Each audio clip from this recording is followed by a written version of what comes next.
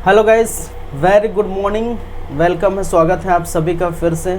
लगातार आप देख पा रहे हैं हमारा यूट्यूब चैनल सीजी कॉम्पिटिटर्स। लगातार जारी है छत्तीसगढ़ का भूगोल और आप इस छत्तीसगढ़ के भूगोल के इस पार्ट में आज देखने वाले हैं। जैसे कि आप जानते हैं उद्योगों की हम लगातार चर्चा कर रहे हैं, उसी बेस में आज आगे बढ़ेंगे।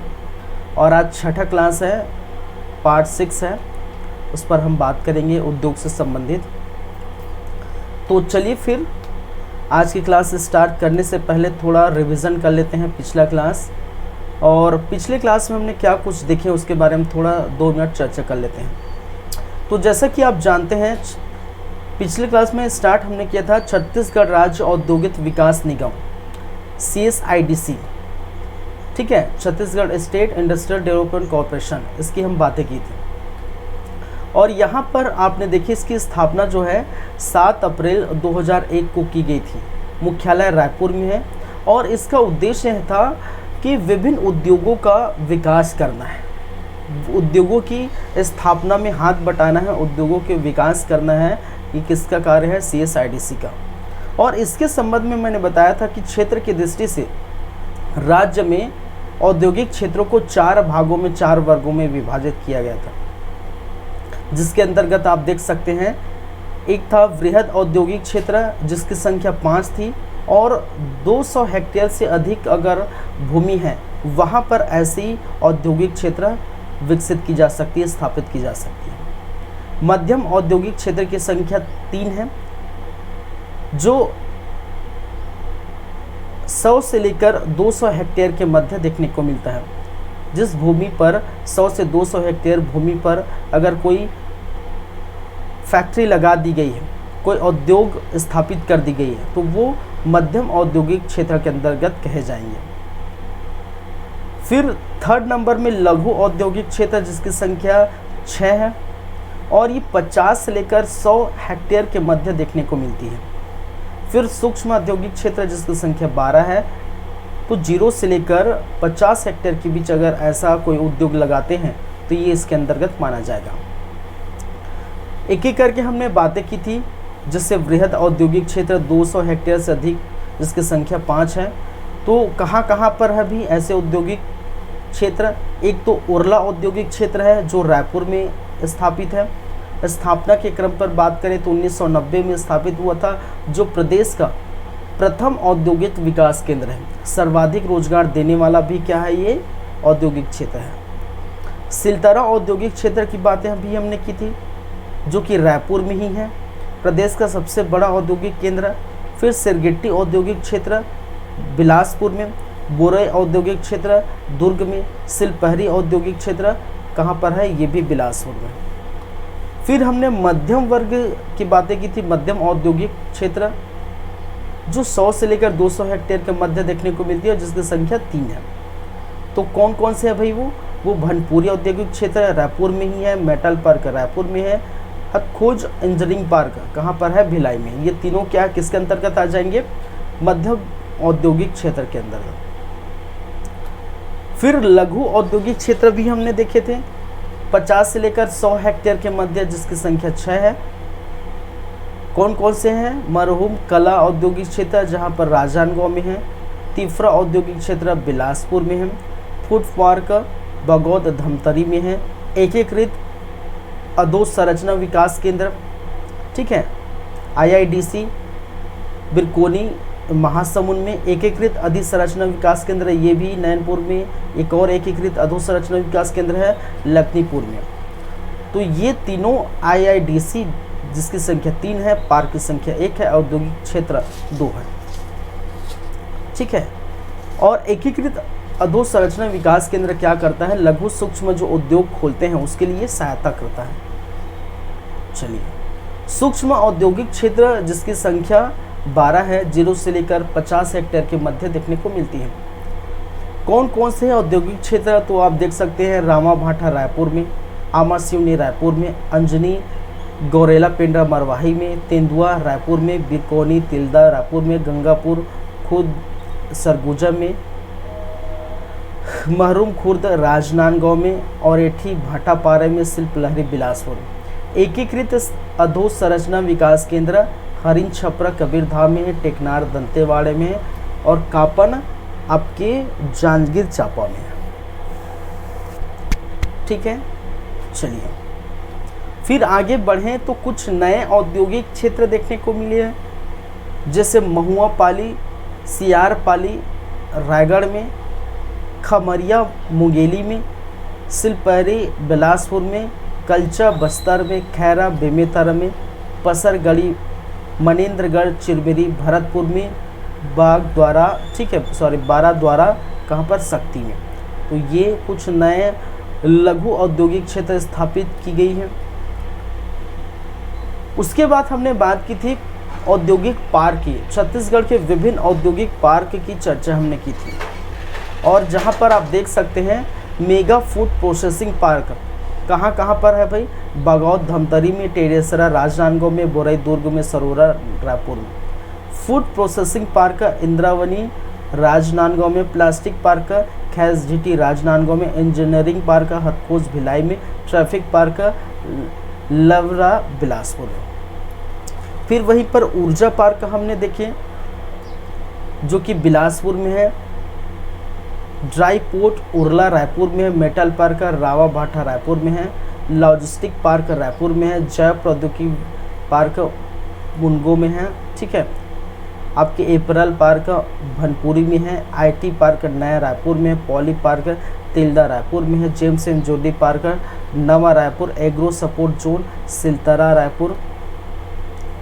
फिर हमने देखे साइंस पार्क सरगुजा में है, सूरज सुकमा में है। फिर माना तुसाग्राम रायपुर में, एग्रो पार्क जगदलपुर में, हर्बल पार्क बगौद में, एल्यूमिनियम पार्क ठीक है आपके ददोरो कोरबा में, औद्योगिक पार्क रायगढ़ में। ठीक है, आपके डीआर पार्क कोट में जो है बस्तर में है, स्नेक पार्क तपकरा जसपुर में, बायोटेक पार्क अंबिकापुर में।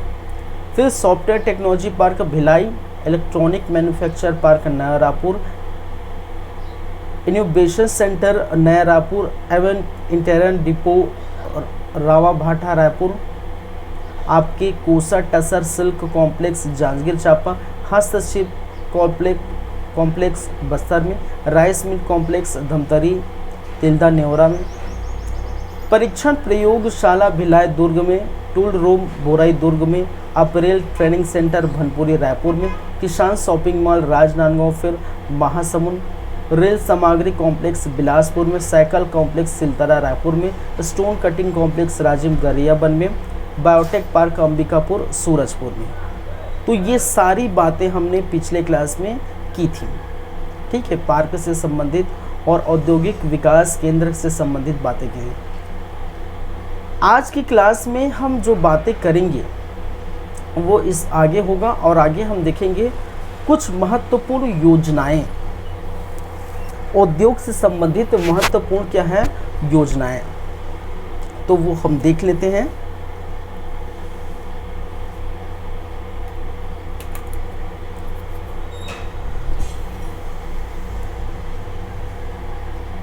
चलिए तो स्टार्ट करते हैं क्लास।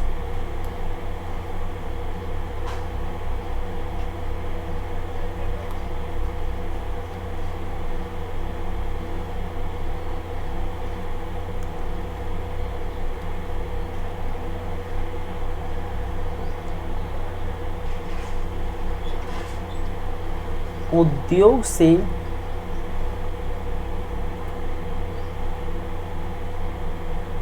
संबंधित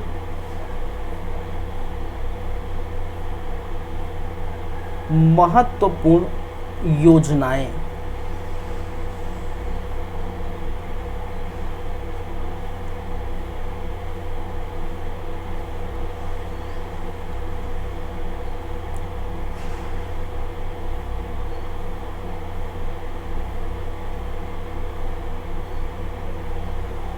चलिए, जैसे कि आपको देखने को मिलेगा, सबसे पहले अगर मैं बात करूं तो एक योजना यहाँ पर देखने को मिलेगा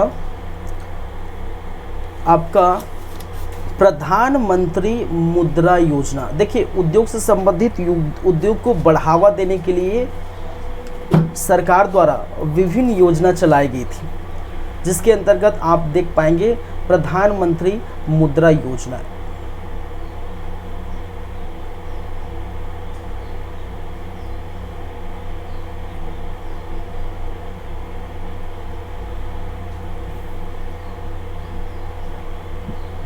चलिए इसके बारे में हम समझेंगे कि कब स्टार्ट हुआ था, क्या प्रावधान है। चलिए देखेंगे। तो ये प्रारंभ हुआ था कब भाई? 8 अप्रैल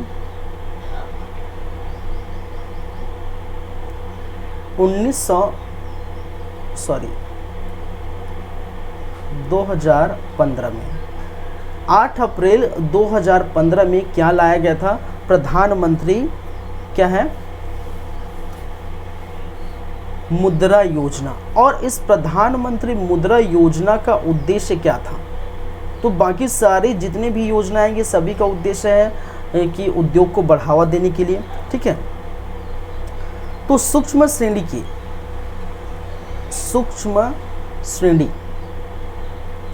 श्रेणी के उद्योग, व्यवसाय व सेवा बैंकों के माध्यम से ऋण वितरित करता है। सेवा बैंकों के माध्यम से क्या करना है? ऋण विवरण करना है। ऋण विवरण करना, क्या करना है? ऋण वितरण करना है। कि भाई अगर आप उद्योग खोल रहे हैं, उद्योग स्थापित कर रहे हैं, तो प्रधानमंत्री मुद्रा योजना द्वारा सरकार आपको मुद्रा देगी, पैसा देगी, ठीक है। तो किस किस प्रकार की यहाँ पर देखने को मिलेगा? एक तो शिशु ऋण है, होता है, इसमें 3 कैटेगरी में डिवाइड किया गया है, ठीक है। इसको क्या किया गया है? इनके 3 कैटेगरी है। एक कैटेगरी जिसको हम बोलते हैं शिशु ऋण, क्या बोलते हैं भाई? शिशु ऋण बोलते हैं। और शिशु ऋण 50,000 से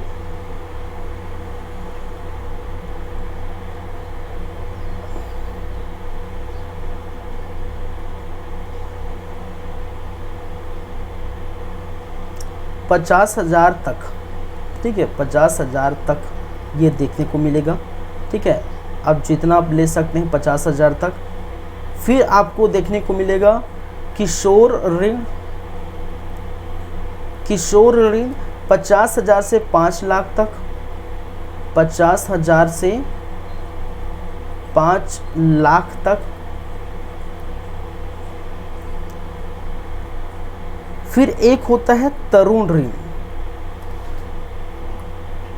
एक होता है, क्या है? तरुण ऋण, जो कि 5 लाख से लेकर आपके 10 लाख तक ये ऋण आपको प्रोवाइड होगा, ठीक है। तो ये कितने कैटेगरी में? 3 कैटेगरी में दी जाती है। तो शिशु ऋण 50,000 तक दी जाएगी, जितना ले सकते हैं, 30, 40, 45, 50। फिर किशोर ऋण 50,000 से लेकर 5 लाख तक ले सकते हैं। तरुण ऋण 5 लाख से 10 लाख तक आपको देखने को मिलेगा। तो ये थे प्रधानमंत्री मुद्रा योजना। इसमें कई बार क्वेश्चन पूछा गया है, ठीक है, कई बार ये क्वेश्चन आया गया है। निम्नलिखित में से प्रधानमंत्री, देखिए एक तो 2 तरह से क्वेश्चन पूछे जाते हैं। एक तो क्वेश्चन पूछा जाता है आपके यहाँ से कहने का मतलब है आपके डेट से, कि किस डेट को स्टार्ट किया गया था, पहली बात है। दूसरी बात है, कई बार ये क्वेश्चन पूछा गया है निम्नलिखित में से प्रधानमंत्री मुद्रा योजना के अंतर्गत किशोर ऋण कितने तक वितरण की जाती है। आपके ऑप्शन रहेंगे 50,000 तक, 50,000 से 5 लाख तक, 5 लाख से 10 लाख तक, या इनमें से कोई नहीं। तो आप देख सकते हैं 50,000 से 5 लाख तक। तो तो ऐसे क्वेश्चन पूछे गए हैं, पूछे जाते हैं। ठीक है, चलिए फिर दूसरी बातें हम करेंगे। मुख्यमंत्री युवा स्वराज योजना,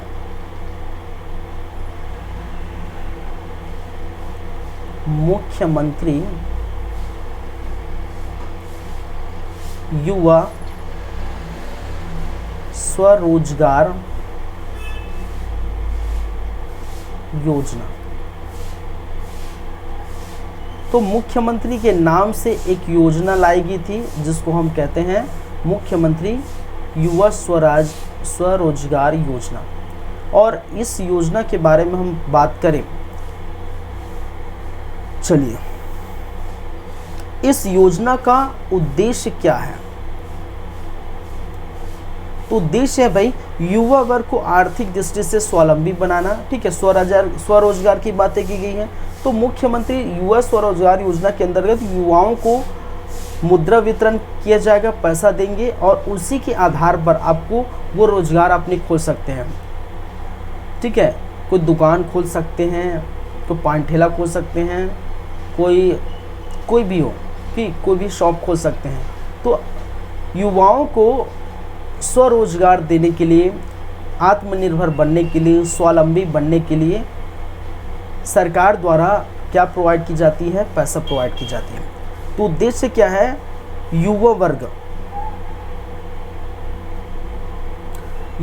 वर्गों को, ठीक है, युवा वर्गों को क्या करना है, आर्थिक दृष्टि से स्वावलंबी बनाना है।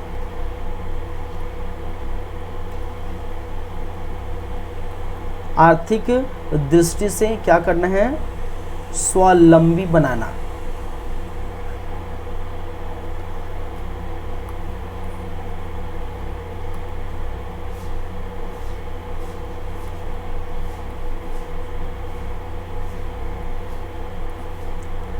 आत्मनिर्भर बनाना, आत्मनिर्भर बनाना। साथ ही साथ स्वयं का रोजगार प्रारंभ हेतु बैंक से ऋण उपलब्ध कराना एवं स्वयं का रोजगार प्रारंभ करने हेतु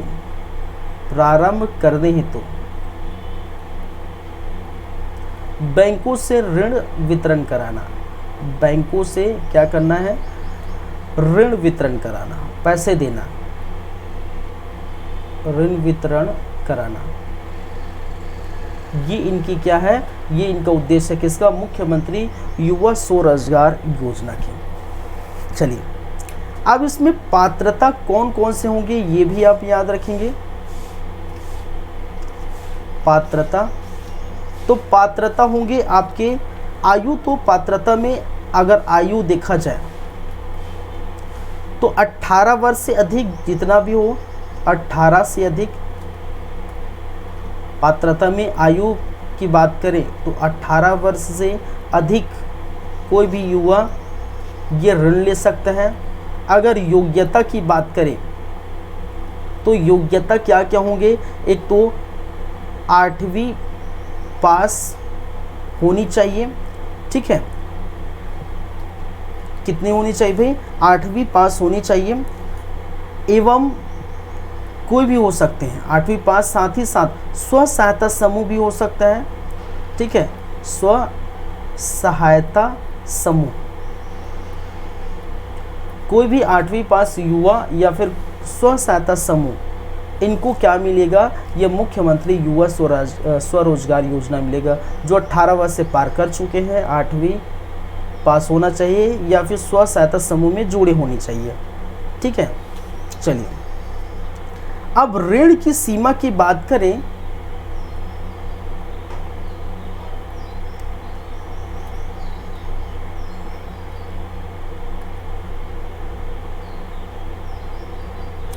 अब ऋण किसको किसको कहाँ बनती है। ठीक है, 3 क्षेत्रों में इसको भी हम देख सकते हैं। एक तो आपका विनिर्माण उद्यम क्षेत्र, ठीक है, एक तो विनिर्माण, विनिर्माण के अंतर्गत, या फिर सेवा क्षेत्र के अंतर्गत देख सकते हैं, या फिर और देख सकते हैं व्यवसाय क्षेत्र। ठीक है, तो अगर आप विनिर्माण कर रहे हैं, सेवा क्षेत्र में जा रहे हैं, सेवा क्षेत्र कर रहे हैं, या फिर कोई अपना व्यवसाय खोल रहे हैं, तो उसके लिए अलग अलग क्या है कैटेगरी देखने को मिलेगी। ठीक है, तो मैक्सिमम विनिर्माण के लिए अगर देखा जाए तो मैक्सिमम कितना दिया जा रहा है, सॉरी, ये प्रोवाइड किया 25 लाख रुपये। कितना? 25 लाख रुपये। सेवा क्षेत्र के लिए 10 लाख रुपये। सेवा क्षेत्र के लिए कितना भाई? 10 लाख रुपये। और व्यवसाय के लिए आपको देंगे 2 लाख रुपये। ये सभी क्या है? मैक्सिमम है। क्या है? मैक्सिमम। मैक्सिमम आपको इतना प्रोवाइड की जाएगी। ठीक है, इससे अधिक नहीं। विनिर्माण में 25 लाख से ऊपर नहीं होगा, सेवा क्षेत्र में 10 लाख से ऊपर नहीं होगा, व्यवसाय में 2 लाख से ऊपर नहीं होगा। तो कोई व्यवसाय खोलते हैं, कोई दुकान खोलते हैं, शॉप डालते हैं, तो इसके अंतर्गत मुख्यमंत्री युवा स्वरोजगार योजना के अंतर्गत आपको 2 लाख रुपया जो है मिलेगा। चलिए, तो ये है मुख्यमंत्री युवा स्वरोजगार योजना। आगे बढ़ते हैं। प्रधानमंत्री रोजगार सृजन कार्यक्रम एक और है जिसको हम बोलते हैं, 3rd नंबर में देखें तो वो क्या है भाई? प्रधानमंत्री रोजगार सृजन कार्यक्रम।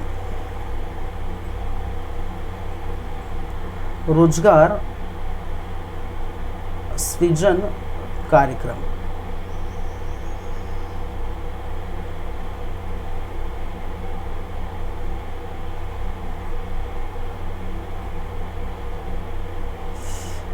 चलिए, प्रधानमंत्री रोजगार सृजन कार्यक्रम के अंतर्गत फिर से वही बातें करेंगे। इनका उद्देश्य क्या था ये योजना लाने के लिए? ठीक है, देश के ग्रामीण और शहरी क्षेत्रों में रोजगार के अवसर सृजन कराना। देश के ग्रामीण एवं शहरी क्षेत्रों में, ठीक है, शहरी क्षेत्रों में रोजगार की अवसर क्या करना है? सृजन कराना है।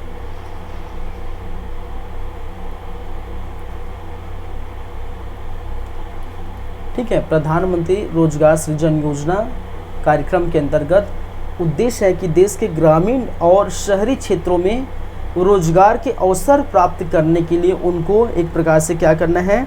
ऋण देना है। क्या करना है भाई? उनको ऋण देना है। चलिए,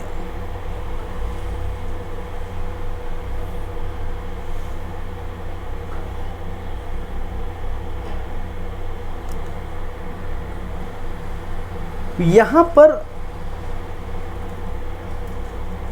पात्रता फिर से देख सकते हैं।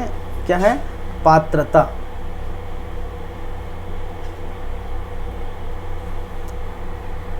ठीक है, तो पात्रता होगा आपके आयु में वही होगा 18 वर्ष से ऊपर आयु होनी चाहिए, 18 वर्ष से अधिक, और शैक्षणिक योग्यता तो ये 8वीं पास होनी चाहिए, 8वीं पास। साथ ही जैसे कि मैंने कहा स्व सहायता समूह। ठीक है, 1 मिनट याद रखिए, ये स्व सहायता समूह के स्थान पर आप लिख लीजिए, डबल लिखा गया है। स्थानीय निवास, छत्तीसगढ़ के स्थानीय निवास, 8वीं क्लास प्लस छत्तीसगढ़ के जो है स्थानीय, छत्तीसगढ़ के स्थायी निवास होनी चाहिए। इसमें आप याद रखिए स्व सहायता समूह को जोड़ा गया है। चलिए, ये इनकी क्या है, योग्यता है। अब देखिए, सरकार द्वारा अंशदान या अनुदान देंगे, अंशदान या अनुदान प्रोवाइड की जाएगी। कितनी कितनी दी जाएगी वो हम देखेंगे, ठीक है। तो उसको वर्गों में विभाजित किया गया है। क्या किया है, वर्गों में विभाजित किया गया है। जैसे अगर हम देखते हैं, एक तो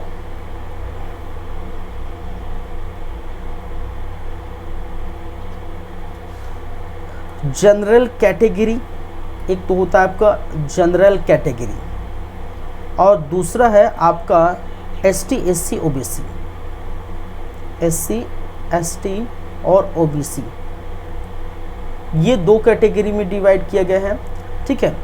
अंशदान कितना कितना होगा वो अगर देखें, अंशदान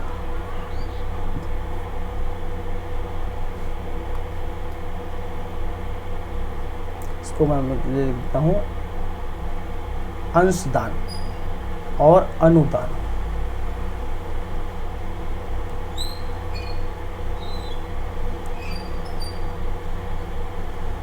अंशदान, मैं अपना वीडियो हटा देता हूं।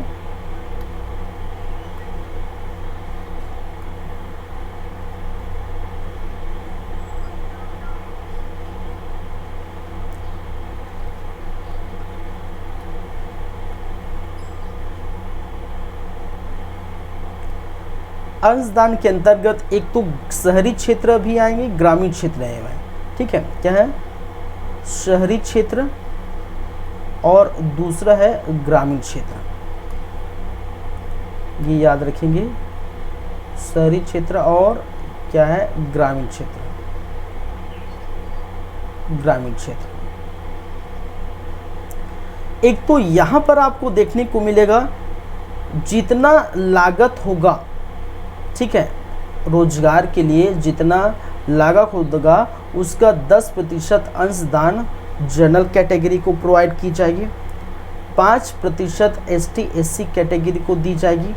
वहीं पर अनुदान शहरी क्षेत्रों में जनरल को 15% और ग्रामीण क्षेत्रों में कितना प्रतिशत, 25%। वहीं पर शहरी क्षेत्रों में एसटी एससी ओबीसी को कितना प्रतिशत अनुदान दी जाएगी, 25%, और ग्रामीण क्षेत्रों में कितना है, 35% अनुदान दी जाएगी।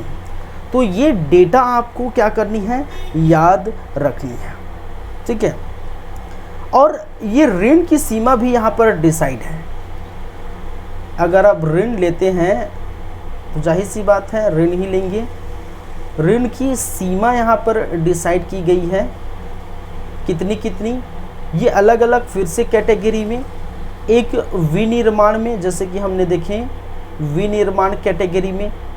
दूसरा, अगर आप सेवा क्षेत्र देते हैं तो सेवा क्षेत्रों के लिए भी ऋण प्रोवाइड की जाएगी। फिर अगर आप व्यवसाय के लिए करते हैं तो व्यवसाय क्षेत्र में भी आपको ऋण प्रोवाइड की जाएगी।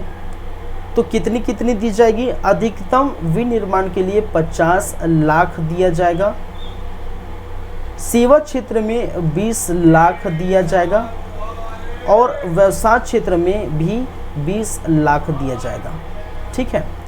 ऋण की ये सीमा है, आप देख सकते हैं। ये पूरा क्या है, मैक्सिमम है। ये क्या है, मैक्सिमम, मैक्सिमम इतना आपको दे दिया, ठीक है। चलिए,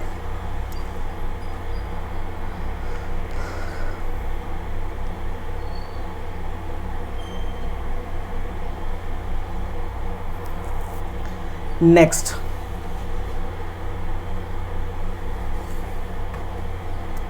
स्टैंड अप इंडिया योजना।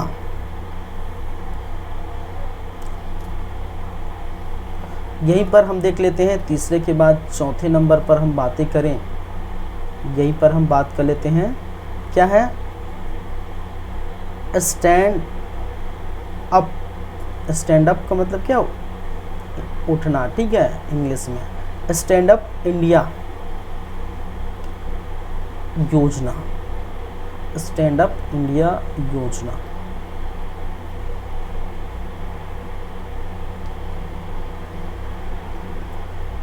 चलिए, इस योजना की बातें कर लेते हैं। ये योजना का प्रारंभ जो हुआ है, इस योजना को प्रारंभ किया गया है कब भाई? 5 अप्रैल सन 2016 को यह योजना लाई गई थी। ठीक है, इस योजना में पात्रता कौन होंगे वो आप याद रखिए। एक तो एससी वर्ग, ठीक है, आपके एसटी वर्ग और आपके महिला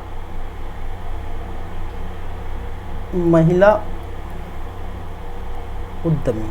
ठीक है, ये स्टैंड अप योजना में स्टैंड अप इंडिया योजना के अंतर्गत आपको देखने को मिलेगा। इसमें पात्रता एक तो एससी वर्ग, दूसरा एसटी वर्ग और तीसरा मध्यम महिला उद्यमी। तो महिला उद्यमी कोई भी हो सकता है, चाहे वो एसटी हो सकते हैं, एसटी हो सकते हैं, ओबीसी हो सकता है, जनरल हो सकता है, कोई भी कैटेगरी का महिला हो। ठीक है, वो अपना रोजगार, अपना व्यवसाय खोलना चाहती हैं तो स्टैंड अप इंडिया के योजना के अंदर क्या कर सकती हैं? ऋण ले सकती हैं। ठीक है, और ये स्टार्ट हुआ था 5 अप्रैल 2016 को। तो एसटी, एससी और महिला उद्यमी, तो ये 3 हैं। तो एसटी, एससी में कोई भी हो सकता है, महिला पुरुष, और महिला में कोई भी हो सकता है, जनरल, ओबीसी, एसटी, एससी। तो ये आपको याद रखनी है। चलिए, अब इसमें क्या देखने को मिलेगा? ऋण कितना देंगे, ऋण कितना मिलेगा? तो याद रखिए, इसमें जो ऋण प्राप्ति हो गया 10 लाख से लेकर 1 करोड़ तक। 10 लाख से लेकर कितना भाई? 1 करोड़ तक क्या देखने को मिलेगा? आपको ऋण देखने को मिलेगा। ठीक है, चलिए,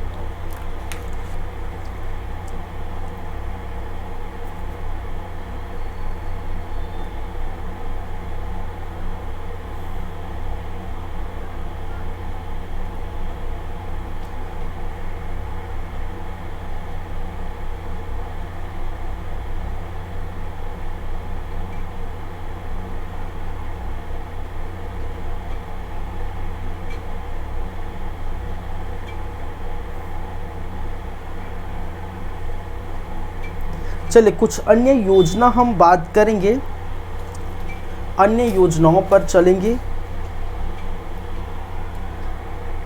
जैसे ग्राम उद्योग, कुछ और योजना लाई गई थी। योजना के अंतर्गत ग्रामोद्योग एक प्रकार की योजना। ठीक है, चलिए, इसके अंतर्गत अगर आप देखें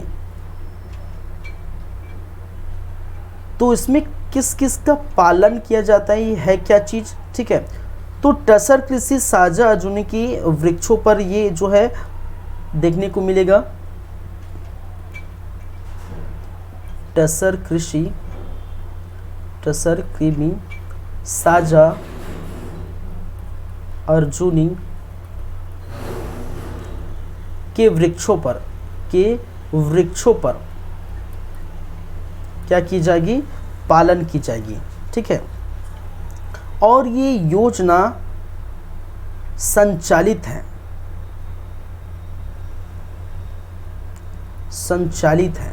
कहाँ कहाँ पर संचालित है?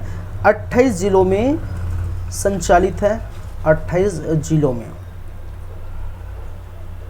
28 जिलों के 427 टसर कोसा बीज केंद्र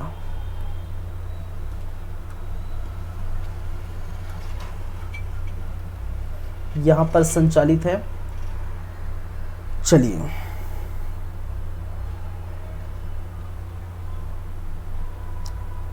प्रत्येक फसल में, याद रखिए, प्रत्येक फसल में 8,000 से 10,000, 8,000 से कितना, 10,000 टसर कोसा का उत्पादन कर, टसर कोसा का उत्पादन कर 500 से 3,000 प्रति, 500 से 3,000 प्रति हजार मूल्य कृषकों द्वारा प्राप्त किया जा सकता है, प्राप्त किया जा सकता है।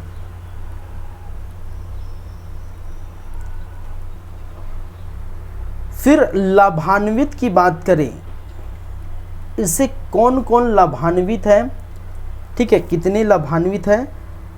चलिए, इस योजना के माध्यम से अभी तक 92,898 हितग्राही लाभान्वित है। हितग्राही क्या है, लाभान्वित है। तो ये याद रखेंगे। चलिए,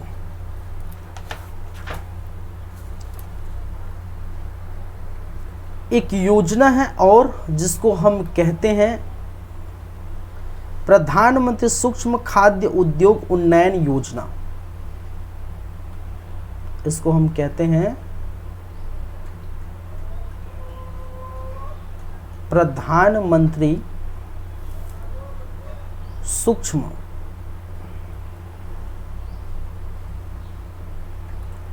खाद्य उद्योग उन्नयन योजना।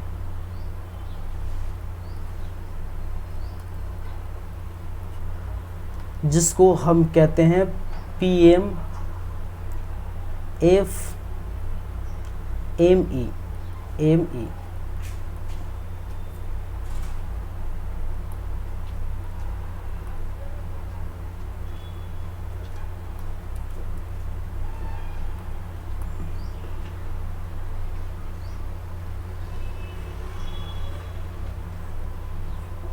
प्रधानमंत्री सूक्ष्म खाद्य उद्योग उन्नयन, ठीक है। चलिए, इससे संबंधित क्या क्या बातें हैं वो हम बात करते हैं। तो ये पहली बात है, ये प्रारंभ कब हुआ था, तो याद रखेंगे 29 जून सन 2020, 29 जून सन 2020 में ये प्रारंभ हुआ था, ठीक है। योजना अंतर्गत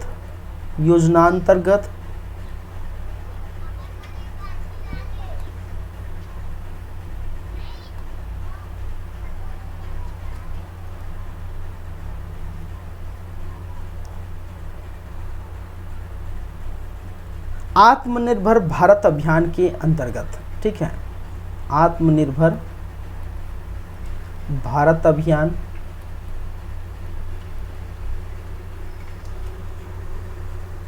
चलिए, समय अवधि क्या है भाई, समयावधि 2020 से लेकर 2021 से, जो वित्तीय वर्ष है 2024 वित्तीय वर्ष, 24-25 वित्तीय वर्ष था, ठीक है। तो कम से कम 5 वर्ष, ठीक है, कम से कम 5 वर्ष तक एक देखने को मिलेगा। चलिए, इसमें आपको जो अंशदान रहेंगे, ठीक है, जो अंशदान रहेंगे वो 60% देंगे केंद्र सरकार और 40% देगा आपका कौन सा, राज्य सरकार, ठीक है। तो याद रखिए, इस योजना के अंतर्गत जो अंशदान मिलेगा 60% केंद्र सरकार वहन करेगी और 40% राज्य सरकार वहन करेगी। याद रखें 2021-22 में लगभग 16.52 करोड़ का प्रावधान है। करोड़ का क्या है? प्रावधान देखने को मिलेगा। ठीक है, इतने का प्रावधान कितना? 16.52 करोड़ का क्या था भाई? प्रावधान था। कब का डेट है? 21-22, वित्तीय वर्ष 21-22। और इसमें लाभान्वित हैं, कितने लाभान्वित हैं? लाभान्वित की हम बात करें तो इसमें 125 लाभार्थियों की आवेदन स्वीकृत कर 47 लाभान्वित को अनुदान वितरित किया गया। ठीक है, 126 आवेदन में कितने? 47 लाभार्थियों को क्या मिला है? वितरण किया गया है। ठीक है, क्या किया गया है? वितरण किया गया है। चलिए, तो ये है आपके क्या है? प्रधानमंत्री सूक्ष्म खाद्य योजना। चलिए 2 मिनट का वेट करिए, आप 2 मिनट इंतज़ार करिए, ब्रेक है, फिर उसके बाद कंटिन्यू करते हैं।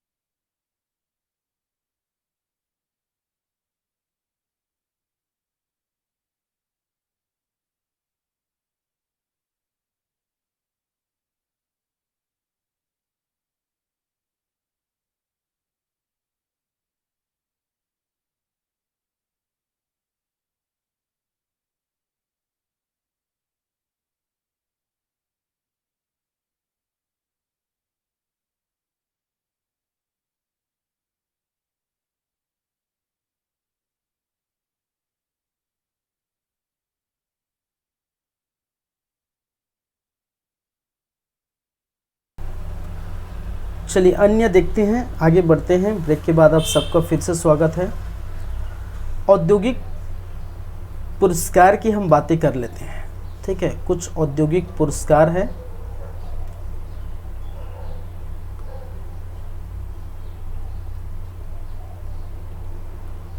औद्योगिक पुरस्कार,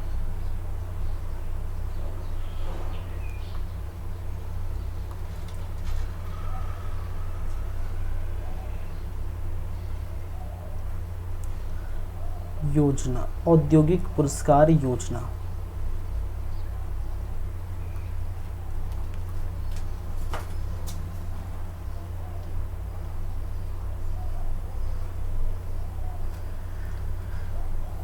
चलिए, ये योजना जो स्टार्ट हुआ था, इस योजना की प्रारंभ की मैं बात करूं,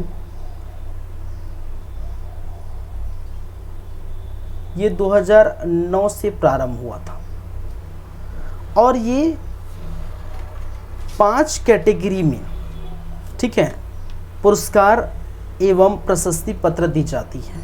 याद रखिए, योजना के अंतर्गत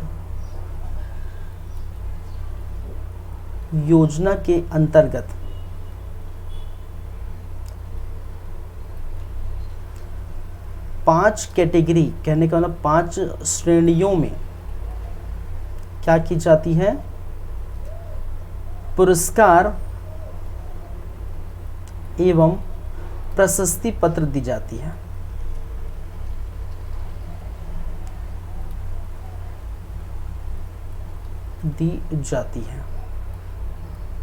ठीक है, तो कौन कौन सी श्रेणी है? 5 श्रेणी। एक तो आपको देखने को मिलेगा सूक्ष्म एवं लघु उद्योगों के समग्र मूल्यांकन हेतु। इसमें से पहला कैटेगरी है सूक्ष्म एवं लघु उद्योगों के समग्र मूल्यांकन हेतु।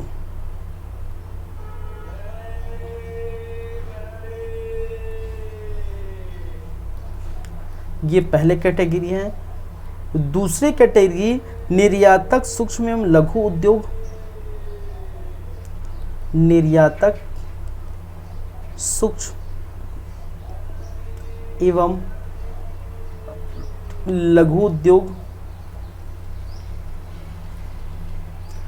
तीसरी कैटेगरी है आपके महिला उद्यमी द्वारा स्थापित उद्योग, महिला उद्यमी द्वारा स्थापित उद्योग। चौथी कैटेगरी है स्टार्टअप इकाई, स्टार्टअप इकाई, कोई स्टार्टअप कर रहे हैं। फिर 5वीं कैटेगरी है अनुसूचित जाति जनजाति वर्ग द्वारा स्थापित सूक्ष्म और लघु उद्योग, एससी एसटी द्वारा स्थापित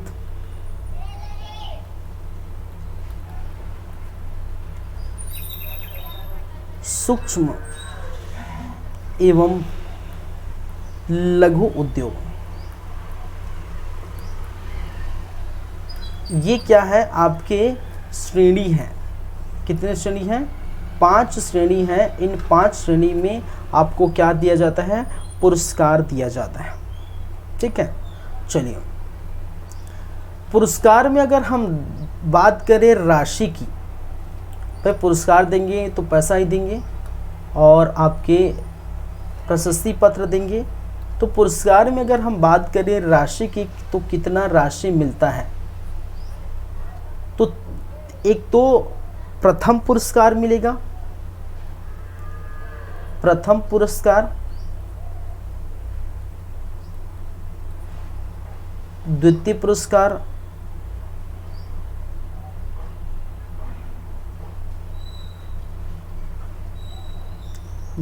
पुरस्कार, एक तो मिलता है आपका तृतीय पुरस्कार, तृतीय पुरस्कार। ठीक है, तो कितना कितना तक आप देखने को मिलता है, 1.51 लाख रुपया। कितना? 1.51 लाख। प्रथम पुरस्कार को अगर इस क्षेत्र में जितने कैटेगरी है, 5 कैटेगरी, इस क्षेत्र में 5 कैटेगरी में अगर आप उद्योग को बढ़ावा देते हैं, अच्छे कार्य करते हैं उद्योग के लिए, ठीक है, अच्छे कार्य करते हैं, उद्योग को बढ़ावा देते हैं, तो इन 5 कैटेगरी में से कोई भी है जो प्रथम पुरस्कार पाएगा उनको मिलेगा 1.51 लाख रुपये। द्वितीय पुरस्कार आपको कितना मिलेगा? 1 लाख रुपये। और तृतीय पुरस्कार को मिलेगा 51,000 रुपये। तृतीय पुरस्कार को कितना देंगे भाई? 51,000 रुपये। तो ये औद्योगिक योजना पुरस्कार है, लोगों को उद्योग के क्षेत्र में और आगे बढ़ने के लिए, अग्रसर करने के लिए, उनको बढ़ावा देने के लिए, ठीक है, पुरस्कृत की जाती है, ताकि आप आगे अच्छे कार्य कर सकें, करें। ठीक है, चलिए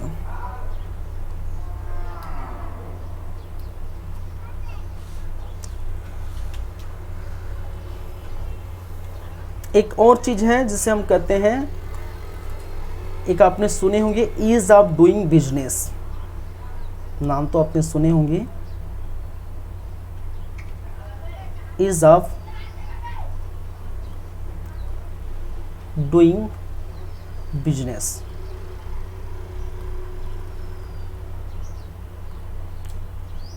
और ये डेटा 2020 का है। ठीक है, ईज ऑफ डूइंग बिजनेस आप देखेंगे। चलिए देखिए, ये डेटा जारी करता है, ये रिपोर्ट जारी करता है, ठीक है, जिसके उद्देश्य के आधार पर कि राज्यों के मध्य उद्योगों के क्षेत्र में सहयोगात्मक और प्रतिष्ठात्मक जो संवाद को बढ़ावा देने के लिए, ठीक है। चलिए, तो ये क्या करता है, बिजनेस के अंतर्गत रिपोर्ट जारी करता है। तो जारीकर्ता कौन है, आप याद रखिए, जारीकर्ता केंद्रीय वाणिज्य और उद्योग मंत्रालय, केंद्रीय वाणिज्य एवं उद्योग मंत्रालय,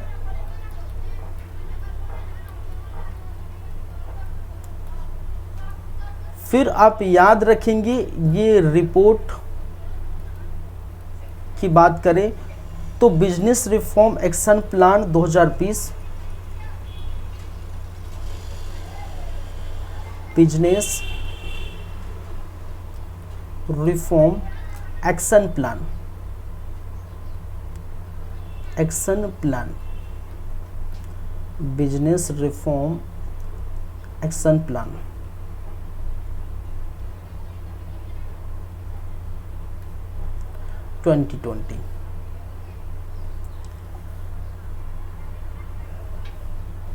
इस श्रेणी में अगर रैंकिंग देखा जाए, अगर रैंकिंग देखा जाए 2020 का, तो इस श्रेणी में आपको देखने को मिलेगा फर्स्ट कौन है, सेकंड कौन है और थर्ड कौन है। तो फर्स्ट है आपका असम, सेकंड है छत्तीसगढ़ और थर्ड है गोवा। ठीक है, चलिए याद रखिए, 2019 में 36 राज्यों में 6वें स्थान पर है अपना छत्तीसगढ़। ठीक है, ये भी याद रखिए और नोट में कि 2019 में 36 राज्यों में छत्तीसगढ़ कितने थे, 6वें स्थान पर था। ठीक है, अभी कितने स्थान पर है, सेकंड स्थान पे। 15-16 में चतुर्थ स्थान पर था। ठीक है, और अब याद रखें तो 15-16 में चतुर्थ स्थान था।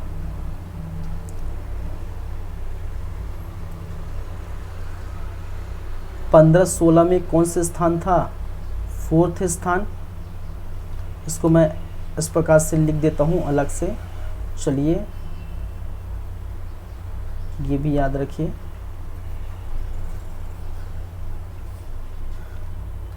इस कैटेगरी में अगर बात करें तो 15-16 में कौन सा स्थान था? 4th स्थान छत्तीसगढ़ का। 17 में टॉप पर था, 2017 में क्या था?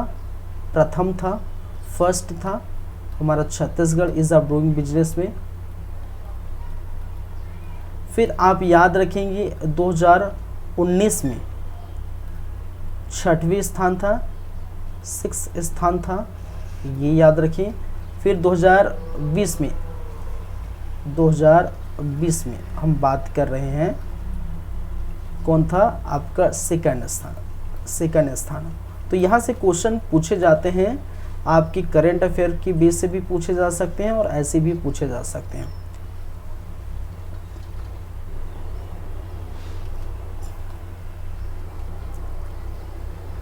छत्तीसगढ़,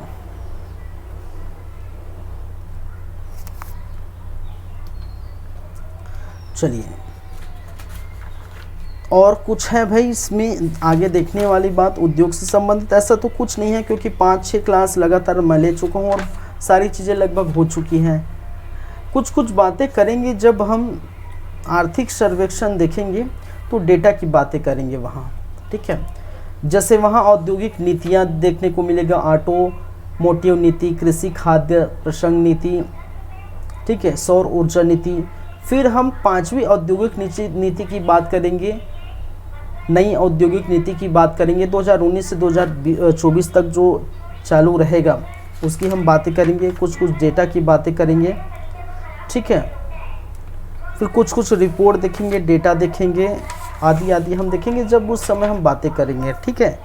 चलिए, लेकिन फ़िलहाल अभी इतना ही रखते हैं। कहने का मतलब आपका जो उद्योग का पार्ट चल रहा था वो हो जाता है ख़त्म, क्योंकि है ही नहीं उसके बाद कुछ भी आगे पढ़ाने को। जितना था वो मैं लगभग पूरा करा चुका हूँ, 95% आपका हो चुका है। कुछ भी थोड़ा बहुत बाकी है वो आप देख सकते हैं। चलिए, तो आज की क्लास को हम यहीं पर रखते हैं और उद्योग आपका हो जाता है समाप्त, ठीक है। चलिए, उद्योग आपका क्या हो जाता है? समाप्त। चलिए, थैंक यू, धन्यवाद। अब मिलते हैं नेक्स्ट क्लास में, और नेक्स्ट क्लास में भी हम देख सकते हैं, अगर आपका नेक्स्ट क्लास है तो हो सकता है सीजी से रिलेटेड आपका विद्युत हो, ठीक है। फिर आपका जो है परिवहन बाकी है, परिवहन, विद्युत, बहुत सारी बाकी हैं। फिर इधर देखिए नहीं, पर्यटन वगैरह बाकी है, पर्यटन वगैरह बाकी है, ठीक है। फिर मंदिर, मस्जिद, पहाड़, नदी, कुछ बाकी है, पहाड़ वगैरह, तो वो हम देखेंगे। चलिए, फिर छत्तीसगढ़ में बहुत सारे जो जनजाति हैं उसकी हम बात करें। छत्तीसगढ़ की जनजाति का अलग हम क्या करेंगे, वहाँ अलग हम देखेंगे। चलिए, तब तक बने रहिए हमारे साथ सीजी कंप्यूटर के साथ, और लगातार जारी रहेगा आपकी सेवा के लिए। चलिए, तब तक रहिए, चलिए देखते रहिए। थैंक यू, धन्यवाद, थैंक यू क्लास।